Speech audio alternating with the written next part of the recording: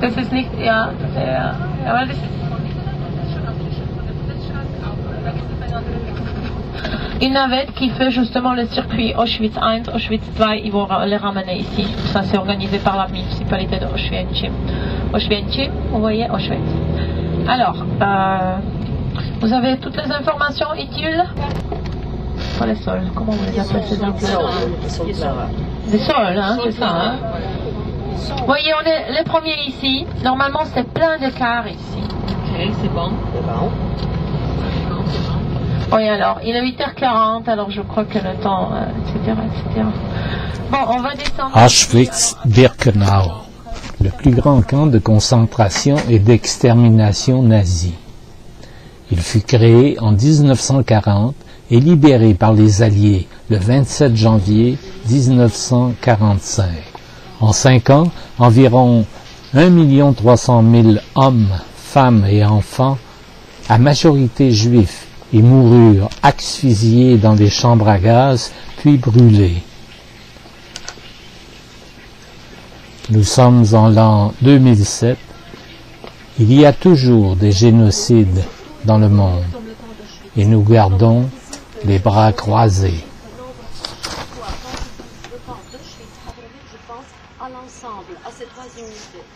Je pense que vous vous demandez, tout le monde se pose la question aujourd'hui, pourquoi les nazis ont choisi ce lieu, n'est-ce pas, pour y fonder le camp? C'était pas le hasard.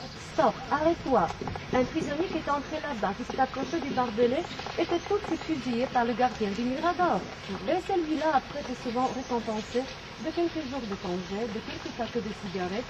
D'après la direction, il a bien travaillé, il a bien rempli ses devoirs.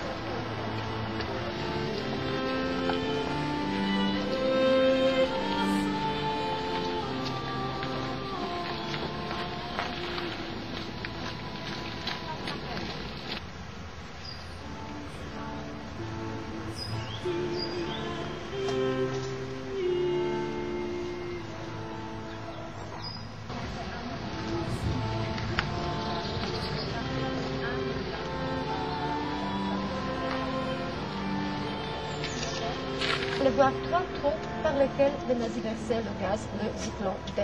On faisait entrer ici entre 700 et 800 personnes à la fois. Après le gazage sur des chariots, les corps étaient transportés dans la deuxième salle où à l'époque il y avait 3 fours crématoires. Aujourd'hui il n'y en a que 2. Le troisième était ici parce que cette partie c'est pas d'origine, c'est reconstitué. Le travail de celui-ci, c'est au mois de juillet en 1943. Et dans cette partie du bâtiment, les nazis ont créé une sorte d'abri anti-aérien contre le bombardement pour le personnel du camp. Les nazis ont démonté le four crématoire.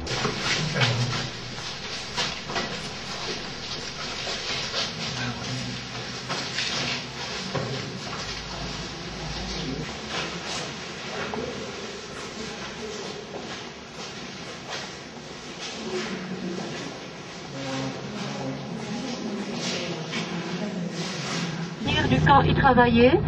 Et normalement, dans le camp, les femmes et les hommes étaient séparés les uns des autres, mais quand ils travaillaient, ils pouvaient contacter, transmettre le message, se parler. Et au fond, très loin, un wagon isolé, un wagon brun. Vous les voyez? Oui. Voilà, là, c'était la Judenrampe, le premier quai de déchargement pour les Juifs.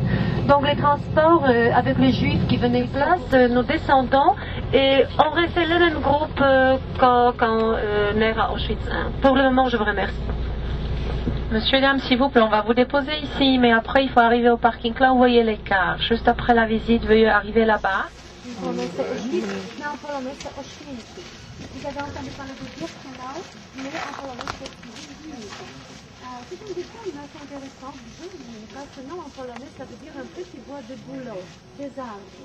Et Birkenau, en allemand, ça veut dire justement un petit bois de bouleau. Donc les nazis ont traduit directement le nom du village polonais en allemand. Ce village était habité par 1200 personnes, c'était des agriculteurs.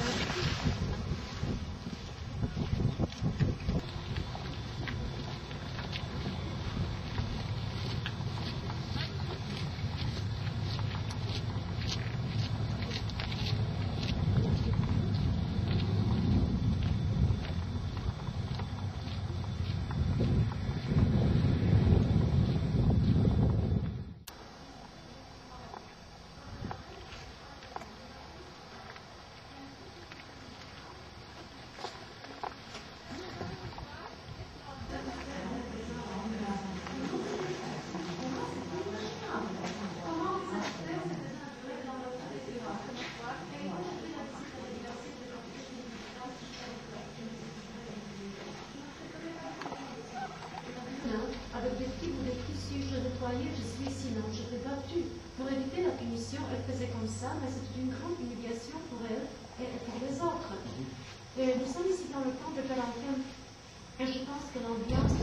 Mais le droit de valeur, c'est pas le droit de valeur. Une partie s'est écroulée, une partie a été brûlée, mais une partie a été démontée par les nazis avant l'arrivée des Russes, avant la libération du camp. Les structures existantes restent. Donc là, on voit deux cheminées à l'époque il y avait une baraque. Surveillant du cinéma en 16 8, ils distribuent dans des normes de transport, mais le plus souvent des baraques qui se reflètent. Et quand vous voyez ici, chaque baraque possédait son système de chauffage, par le conduit et sortait par la cheminée de l'autre côté, et à l'inverse. Donc ces conduits étaient chauds. Les prisonniers s'asseyaient, nettoyaient rapidement. Mais ça m'arrive de faire des visites avec l'ancien de portrait, comme une fois, je me dis, oh, qu'est-ce que chaud. Et l'ancien prisonnier m'a dit, madame, c'était prévu pour le chauffage. Mais le plus souvent, c'était en voyant le lit dans la balade. Il m'a dit, le lit dans la balade, non. Là, on jette et rejette avec les autres, nous nous couchions par terre sur la paille. Et je suis persuadée que c'était vrai, parce que vraiment, les conditions d'habitation dépendaient tout le temps de la période.